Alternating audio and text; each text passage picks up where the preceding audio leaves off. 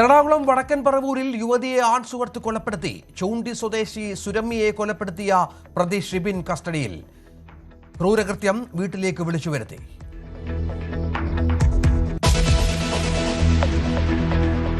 General secretary G Sukumaran നായർക്കെതിരെ വീണ്ടും KB Ganesh Kumar. Case കൊടുക്കാൻ താൽപര്യപ്പെടുന്നില്ല. അനീതി ചെയ്തവർ പുറത്തു പോകണം. മര്യാദകേടുകൾ വിളിച്ചു പറയും. ചോദ്യം ചെയ്യുന്നത് സുകുമാരൻ നായരുടെ ഹുങ്കിനെയാണെന്നും ഗണേഷ്.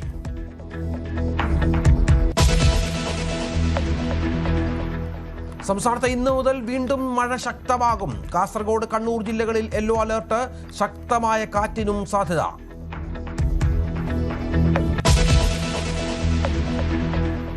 മെസ്സി വിവാദത്തിൽ കർക്കശ നിലപാടുമായി സർക്കാർ. കായിക സെക്രട്ടറിയുടെ റിപ്പോർട്ടിൽ ഗുരുതര പരാമർശങ്ങളെന്ന് മുഖ്യമന്ത്രി. നികുതി വെട്ടിപ്പ് നടന്നു. നഷ്ടമായ തുക ഈടാക്കും. കഴിഞ്ഞ സർക്കാരിന് കൈകഴുകാനാവില്ല. സ്വകാര്യ സ്ഥാപനം അനുമതി നൽകിയതെങ്ങനെ? റിപ്പോർട്ട് പരിശോധിച്ച് ഏതന്വേഷണം വേണമെന്ന് തീരുമാനിക്കുമെന്ന് മുഖ്യമന്ത്രി.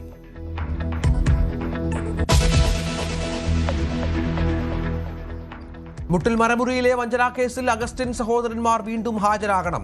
18-ന് കുറ്റങ്ങൾ വായിച്ചു കേൾപ്പിക്കും. റോജി അഗസ്റ്റിന്റെ ജാമ്യമില്ലാ വാറണ്ടും പിൻവലിച്ചു.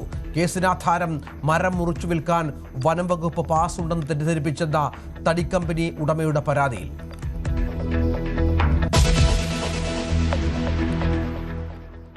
എറണാകുളം മഹാരാജാസ് കോളേജ് SFI നേതാവ് അഭിമന്യു വധക്കേസിൽ മുങ്ങി നടന്ന 16 പ്രതികളും ഹാജരായി. വിചാരണയ്ക്കായുള്ള നടപടികൾ നിർണായക ഘട്ടത്തിൽ. വായിച്ചു കേൾപ്പിച്ച കുറ്റങ്ങൾ നിഷേധിച്ച പ്രതികൾ. വിചാരണ തീയതി ഉടൻ തീരുമാനിക്കും.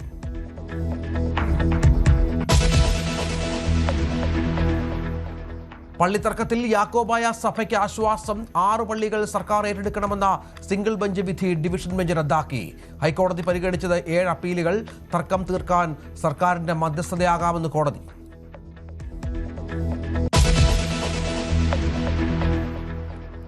വന്ദേമാതരം ചൊല്ലി അസാധാരണ നീക്കത്തിലൂടെ ലോക്സഭയുടെ വർഷകാല സമ്മേളനം പിരിഞ്ഞു. പ്രതിപക്ഷത്തെ മിണ്ടാൻ സമ്മതിക്കാതെ സ്പീക്കർ. പ്രധാനമന്ത്രിയും അമിത്ഷായും സഭയിലെത്തി. ബഹളത്തിനിടയിലും രാജ്യസഭ തുടരുന്നു. ലോക്സഭ പിരിഞ്ഞത് സമ്മേളന കാലയളവിൽ ഒരു ദിവസവും സുഗമമായ നടപടികൾ പൂർത്തിയാക്കാതെ.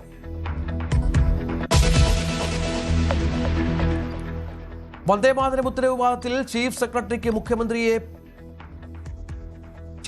പിന്തുണച്ച് മുഖ്യമന്ത്രി. കേന്ദ്ര കത്ത് ചീഫ് സെക്രട്ടറി ഫോർവേഡ് ചെയ്യുകയായിരുന്നു. സ്വാതന്ത്ര്യദിനാഘോഷ സമയത്ത് സർക്കാർ നയം എന്തെന്ന് വ്യക്തമാക്കുമെന്നും VD സതീശൻ.